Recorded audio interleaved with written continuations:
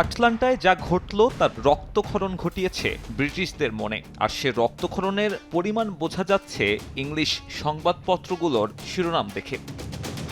বিধ্বস্ত, হতবাক, স্বপ্নের মৃত্যু, থ্রি লায়ন্সের কষ্ট বাড়িয়েছে ফকল্যান্ড ইস্যু। থমাস টুখেলদের শুধু বাড়িই পাঠালো না আর্জেন্টিনা, খোঁচা দিয়েছে ৮২ ওই যুদ্ধ নিয়েও।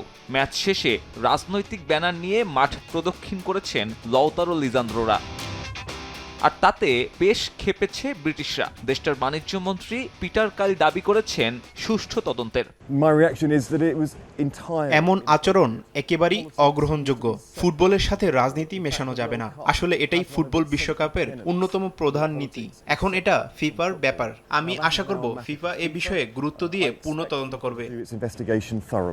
ফিফার কোড অফ কন্ডাক্ট অনুযায়ী মাঠে রাজনৈতিক ব্যানার, ফেস্টুন কিংবা কোনো লেখা সবকিছুতেই রয়েছে নিষেধাজ্ঞা। ইংল্যান্ড আর্জেন্টিনা ম্যাচের আগেও এ ব্যাপারে দেয়া হয় সুস্পষ্ট নির্দেশনা। ফকল্যান্ডস দ্বীপ নিয়ে কোনো ধরনের উস্কানি দেয়া যাবে না সেমিফাইনালের মঞ্চে।